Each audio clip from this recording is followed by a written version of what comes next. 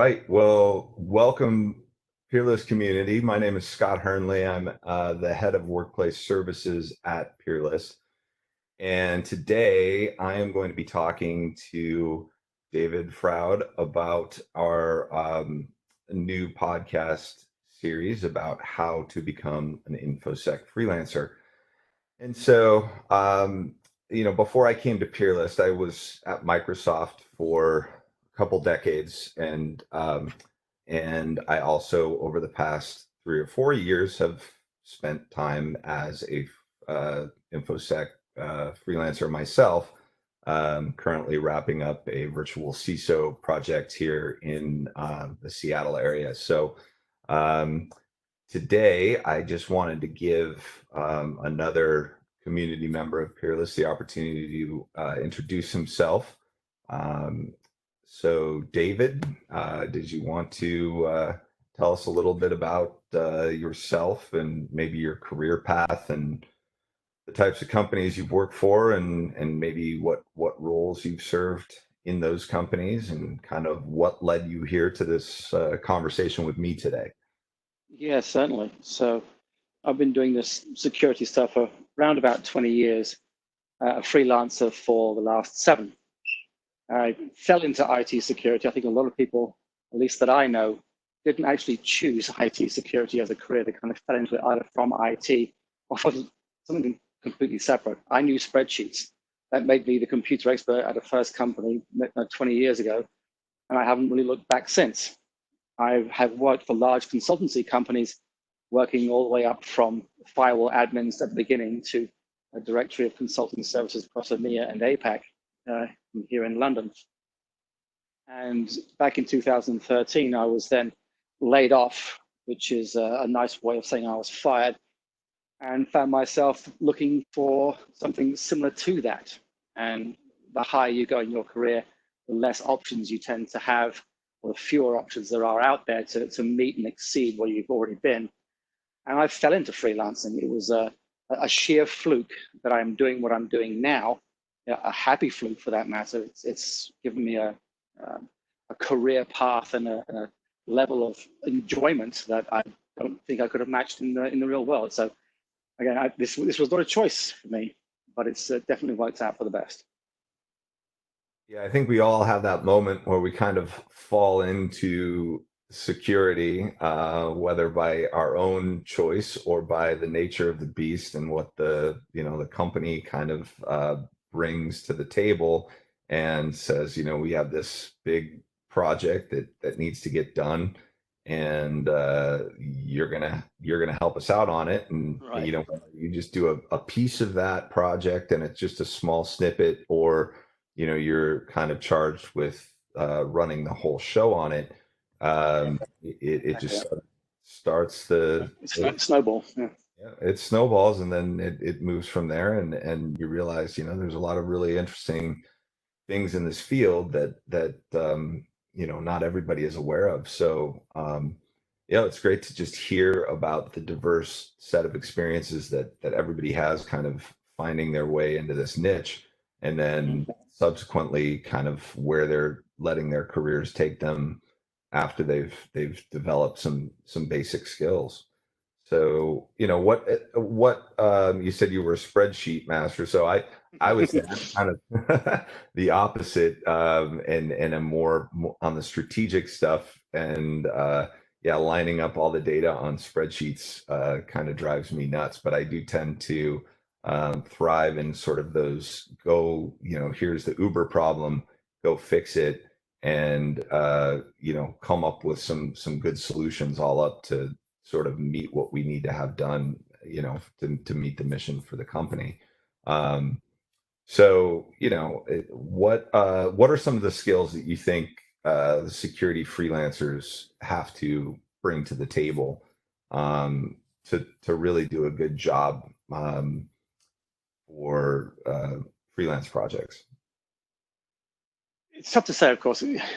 Each freelancer really has a choice, and this is something that I knew well before I became a freelancer, and that is I'm always going to work with my strengths. I'm never going to work at a job where my weaknesses are going to make you stumble. Everyone has weaknesses, everyone has talents and skill sets, etc. But unless you know what they are, if you don't know what you're good at, if you don't know what you enjoy, and as importantly, if you don't know the things that you're bad at, then you'll never be a good consultant. You'll never be a good freelancer. You cannot accept gigs where your weaknesses are the dominant factor. Mm-hmm. Being self-aware, very self-aware. Something as simple as taking like the Myers-Briggs test as a small sample of how you should become more self-aware will lead you to an understanding of, are you going to be a good consultant? Can you do one of two things? You're either going to be a generalist or a specialist. In security, there is so much you cannot do both, ever. You're either going to be an inch deep and mile wide, or mile deep and an inch wide. You're either going to be very, very good at one thing, and that's what you're good at, or like myself, I had no choice. Nothing in security interests me that much that I want to dedicate my life to it. So I have gone the route of greenfield, blue sky type stuff. You have no security, here's your security program. Now, if you need a firewall expert, I'll find you one. If you need a pen tester, I'll go find you one. But I'm not going to do that stuff myself. And no one can do both. So it's incredibly important to choose your direction, technology or people. You can't have both again. And the final thing that I would truly recommend to anyone thinking about doing this is understanding from the outset that you are in customer service. Yes, we're security experts. We have all kinds of acronyms after our name probably, but you are still in customer service, which means your whole demeanor, the way you do things, the way you communicate, the way you treat your client is just like you're in customer service. You got to get that right. Otherwise, your reputation, which in security is the only thing you have that separates you from the 1,000 other security experts. You've got to keep that reputation intact. That's a super good point. I think in everything you do, you have to have that empathy and that rapport with the customer to be able to understand their needs and translate it into something that you can effectively deliver using your core group of skills and abilities. And to circle it back to the beginning of your comment, you want to minimize how frequently your inadequacies show up. Of which I have many. Yeah, well, and we all do, right? We're all people, and everybody has very good positive, and they have their strengths, they have their weaknesses, but being self-aware, I can completely agree that if you know where you shine and where you don't, you can more effectively present that to the customer and what they need to get done, and you do it in a very appropriate way that is going to line up with their customer culture and the way that they get things done, as long as they're not trying to push any ethical boundaries that would make us struggle as a security person. I think that you hit the nail on the head there. It's just being empathetic to their situation, and really it is a trust factor thing too. I mean, we as professionals, we are bound by a certain ethical standards. If you get certified, you take an oath that you will Codes of conduct. adhere to a certain set of standards for yourself. And I think it's a critical thing that it establishes that trust. And I think one of the biggest things of companies have that trust concern no matter whenever they look for resources in this space, but I think potentially even more with freelancers. What have you found to be some of the tips or tricks that you can give to kind of help build your trust case with companies looking to potentially hire you for a short-term project? It sounds hugely counterintuitive, and you try and tell a salesperson this, and they're just going to laugh you out of the room. And it's a quote that I use a lot in my blogs, as well as I use in front of my clients. I never give a client what they ask me for. I give a client what they need. I use the terrible analogy of the medical profession. I don't go to the doctor and say, I have a brain tumor, here's how you fix it. I tell them I have a headache. They are the expert. That's why I've gone to them. I have a headache. I don't know how to fix it. It's their job as the expert to help me fix it, whether they can do it or point me to a specialist. While I didn't do 7 years of medical school, I'm just a security guy. My clients should not be telling me what to do, and I should not be selling them what they ask for. I know what they need. I am the expert. I should be providing that. And if they don't want to buy that, I know full well that the project is not going to work. If they ask me for breach response, for example, and they have no policies, that's not going to work, and I won't provide it. Being able to turn down your clients is great if you work for a large company. It's not your money. As a freelancer, if you're not prepared to turn down work that you know is going to fail, you will fail anyway, because they'll never come back to you again. Yeah, it's about building a book of work that you can be proud of, right? That you can look back and say, you know, I took these lessons from each of my engagements that I had, and I've subsequently carried them over. And some of those lessons were not taking the right project, or not taking on a project that I knew was destined to fail. Exactly right. Exactly right. Too often salespeople and brand new freelancers hate to say no. As a self-employed freelancer, I'm one broken leg away from not earning money, but I'll still turn work down that could come back and bite me in the ass. It's just not worth it. There's a lot of work out there that you can pick and choose the right stuff for you, with the right result for the client. That's the only way you get that mutual benefit. They're hiring you, but sometimes, especially for things like PCI or ISO certification, there is an expectation that you're both a consultant and an auditor. You cannot be both at the same time. So there is a pragmatic approach, but there's also an approach that's going to get you into trouble. I cannot, for example, as a QSA, I cannot sign off on compliance if they're not compliant. That's going to come back and bite me in the butt. Whereas a client who's paying my bill is asking me to be more and more pragmatic. That puts you in a very difficult position. So if you go into something knowing that's going to happen to you, then you really are asking for trouble. You must be aware, and you must control that narrative. Yeah, that's a very good point, because there is, you know, that balance of, you know, being the auditor, the check the box, identify the gaps guy, and then the implementation specialist at the same time being able to come back and provide remediation suggestions to your client about, you know, why they need to do it, how they should be doing it, you know, given their available resources and, you know, their expertise of, you know, how they could deploy a given security program, or, you know, roll out an incident response team, run drills, do all these things that are, you know, potentially they're not technically staffed to be able to do. So, you know, I think that we are very much on the same page there, in that we can, you know, make sure that we can establish trust and get people, you know, being that generalist that can wear multiple hats for customers. And I think that was one of the things that helped me get my current position, is that I do have a diverse set of experience with, you know, companies of different sizes, and that I can play even though I'm not a certified accountant, and I'm not somebody that goes in and performs audits. I've worked on enough of them to be able to give you know, functional expertise on what that means, because even just translating the nomenclature sometimes is something that customers want to hear, and wherever you can add value as a consultant across that whole big broad landscape of security is great. As a freelancer, you really have to work towards the ultimate in consulting, as far as I'm concerned anyway, and that's the oft used cliche, and oft wrong used cliche, of trusted advisor. You are not trusted until you've provided a great value for money to your client over several years.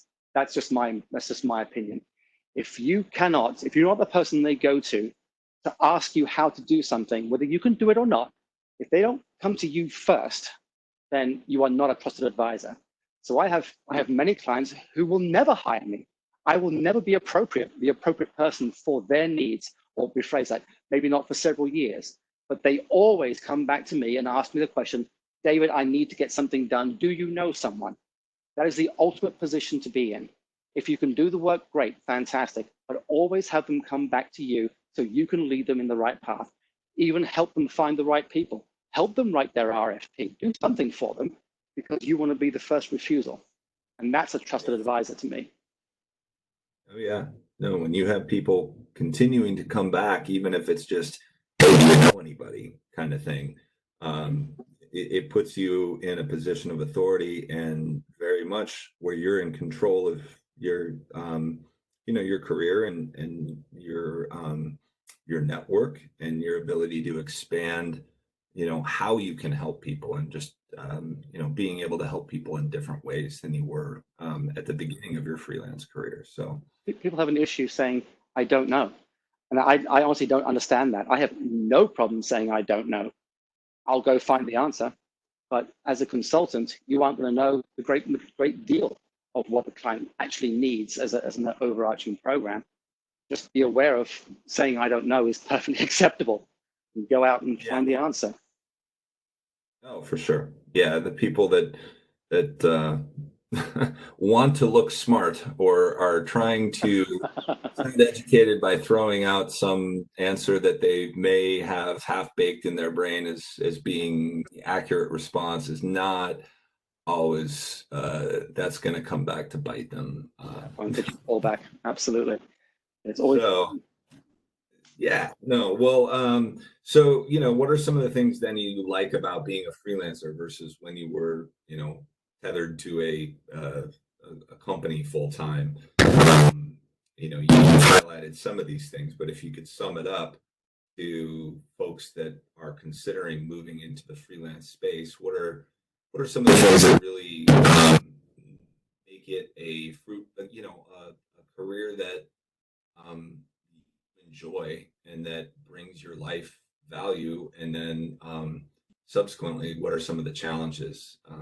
I think I heard you're turning down some projects because you want to take on the right projects, and that might leave some financial gaps here and there for you taking care of the basic food and keep the lights on for your personal situation. So kind of tell me a little bit about that and how you balance those two things. Yeah, and being a freelancer means you're self-employed most often than not. It also means that you are classified as an entrepreneur. And the whole definition of entrepreneur does not fit me. No, I don't like being told what to do. No, I don't like following somebody else's vision, if they even have one. I don't like wearing ties. I don't like wearing, there's a whole bunch of things that the corporate world seems to expect. I don't like any of that stuff. I also know, again, being very self-aware, that as much as I can motivate myself from home, I can work from home without talking to a soul all day, every day, and thoroughly enjoy it. I don't need to be motivated. I don't need to be at a desk. I don't need to be around people. But who's going to do the sales? I am by nature an introvert, a huge introvert. I don't do sales. I don't do a lot of things that a small business would have to do, an entrepreneur has to do to drive a business. I am by myself most of the time. I thrive on that. If you don't, then be very aware of that fact. I love working from home at my desk, wearing whatever the hell I want to wear. I love that. I don't want to have a client telling me what to do unless I'm the one who, again, controlled the narrative from the beginning. I don't want my company telling me how to deliver a project. I can do that myself. I don't have a boss. All these things are great. But for every single great thing about being on my own as a freelancer, there is an equal negative. I don't have security. I have to buy my own health insurance. I have to buy my own pension. I have all of the things that are taken care of by different departments in a larger organization are now on your shoulders, and you absolutely have to get them done. Now, that means that half your time that you want to do the fun stuff, you are now spent doing the basics. So again, as much as I enjoy it, I thrive on the good stuff. The bad stuff weighs it down. I am completely, even at this stage, 7 years later, I am still 50-50 as to what I prefer the best. Working as part of something, all I do now is earn money. I'm a freelancer. I go to work, an hour of my time is an hour of pay. I'm not building anything other than my own little business. I'm not part of a team. I'm not part of something greater. I have no community other than things like Peerless, where I can chat over line, but I'm not working with them towards a common goal, which is a very big human need. If that's a bigger need for you than it is for me, then freelancing isn't right for you. Be very aware of what you're getting into. And these kinds of podcasts like this, for those who have been there and done that, find the person who most closely matches your experience and your personality, and ask that person how to go about becoming a freelancer. Don't ask someone who thrives on being a salesperson. That won't suit you. Yeah, no, it's a very, very good point. You mentioned the teams, and you are kind of on an island as a freelancer, and you're running the whole show. Yeah, and as an entrepreneur myself prior to joining Peerless, I mean, I can sympathize with the wear all the hats in addition to your core skills around security and what your knowledge and what you're certified in. You've got to be the customer service guy. You've got to wear I got to go talk to the head of sales for this big company over here. And then at the same time, I have to, potentially jump on a call with a customer who I'm already, in mid engagement with. And you're really working across all these things. And there are things that do slow you down. So having to take care of all those extra little administrative duties is something that should be considered when you're heading into this freelancer world, knowing that there are a lot of projects out there to choose from and a lot of things that could build upon your current skill set. But it's just a different focus that you have. I do think, one thing I do at least is try to integrate myself as part of the team as much as I possibly can. And again, that goes back to the customer message and engaging with the customer in the right way, and having empathy for their situation. But I do agree with you that, when it comes down to it, it's still you, me, myself, and I, and I'm the one who's getting the job done on multiple levels here. So, right. I think one of the greatest benefits of doing this, though, by starting your own business, becoming a freelancer or self-employed, whatever you want to call it, one of the greatest things about it is after a very short time, you realize all the things that you bitched about that made you want to become a self-employed freelancer are actually not so bad after all. This is something that I spent a lot of time very vocal. So I was laid off, which means they got rid of me. So I was extremely vocal about the direction of the company, about certain senior management ethics as far as I was concerned. A lot of things that I saw broken, wanted to fix, wasn't getting anywhere, too much red tape, all of that stuff. I bitched and whined about it. Now, when you're by yourself, there is no one else to blame. And all the things that made you actually say, screw it, I'll do it myself, might not be so bad. But so when you go back to work, if you do go back to a large company, you now have a completely different focus. You have a completely different idea of what is right for you. And that may be far more satisfying. Yeah. Second time around. Yeah. And you may get a better idea of, some of those hard questions that you complained about that had the red tape and the bureaucracy and all of the corporate machinations around. You still able to, you kind of look back and go, you know what? I kind of get it from the company's perspective. Yeah. Why, and that's why they had to make these tough choices. And now I'm having to make the tough choices. And nobody's going to really, listen to me complaining about the hard choices that I have to make. But what I do know is I want to effectively move my career forward. And in order to do that, I have to be positive in front of the customer. I have to be positive for myself and how I just comport myself throughout the day, and keep the eye on the prize down the road and get myself set up for projects that are going to most effectively move my career forward. So Exactly. Great. It goes back to the self-awareness. If Right. you are, if you can't learn from your mistakes, if you can't learn, if you think you're perfect and you've got it right, and you aren't prepared to accept responsibility for the things that you have done incorrectly, possibly your whole life, then you will never make it as a freelancer. It's not about you. Take your ego out of play. The business doesn't care about security. It's like buying car insurance. You don't go out and buy a car in order to buy car insurance. It's something you have to do. It's a cost of doing business. So when you are putting your opinions in front of a client, if you can't put that into a business context to their benefit, then why are you even there in the first place? It's not about you. So that's kind of hard for a lot of people. So I have the skill set, you hired me, listen to me. They may not want to, and that's okay. Yeah.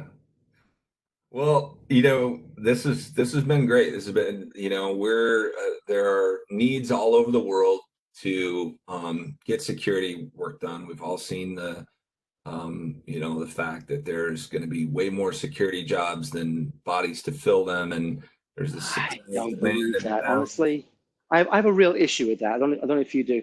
I've written on it several times in my blogs.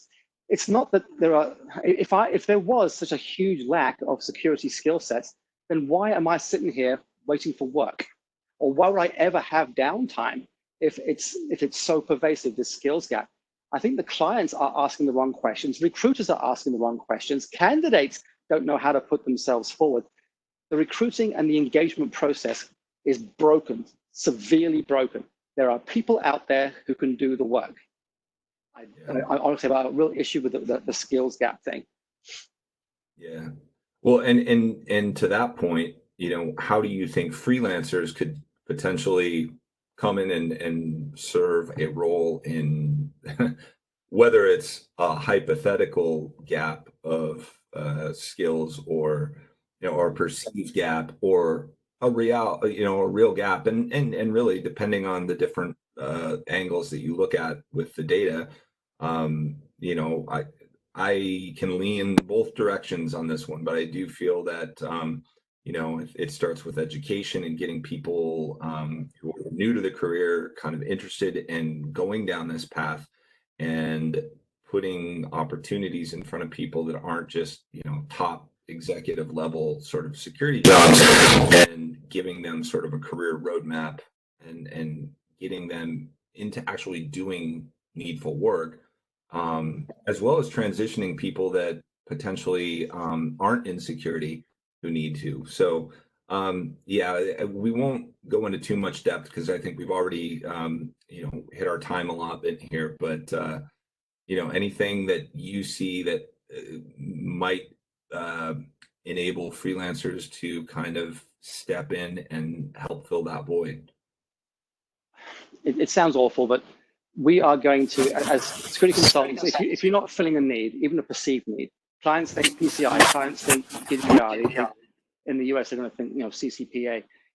You have to think about what is going to drive the business to call you in the first place. It's not going to be because of what you can do. They don't care about my policy and procedures. They care about my ability to fill their immediate perceived need, their biggest risk to their businesses as they see it. As a security expert, I highly, highly recommend, and I don't use that word very often, recommend is something that I completely avoid because they'll blame me if it goes wrong. But if you are a security professional and you are not up to speed with data protection and privacy, you are not doing yourself or your clients any benefit. You have to be there to translate between the lawyers and the IT people. That's a skill set that is going to grow and grow and grow. Those, I call them translators between legal and technical. As a security expert, you are perfectly placed to take that role, and it's very much missing out there. Yeah, no, I think that's a great gap and a great call out, the space between the legalese and the business side of things, and the technical side, and the people that are actually implementing the configurations on the machines and Yep, getting exactly. that done. So yeah, the spot in the middle is where the consultants can really shine. You know, I would be remiss if I did not call out the fact that we at Peerless have started up a workplace pilot to help freelancers like yourself get out in and find the right projects. And, you know, it is a pilot. We are looking to kind of expand our audience. We do have a very good, robust crop of freelancers who have signed up. We are currently going out and starting to talk to customers about their needs. Specifically, as we talked about here during the last half hour, what do they need? What are they most looking for? Whether it's that guy that can translate between the legal department and the IT department, or somebody to just build the whole thing, or somebody that's just going to pen test. But we want to serve up the data that makes it a lot easier to find these people.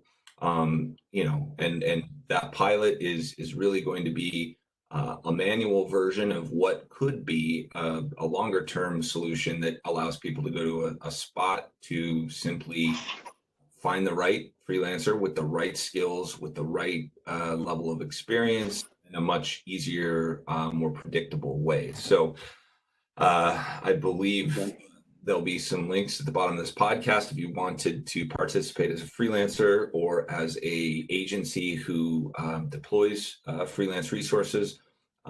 We'd love to hear from you and work with you and get your services out there deployed to the masses who need it. So with that, I will say I appreciate your time today, David, and being able to talk about your experience with the peerless community, about what's involved in kind of going down this freelance path, and kind of the considerations and the trade-offs that there are, and going from a company payroll to something where you are the master of your universe. So thank you very much for your time.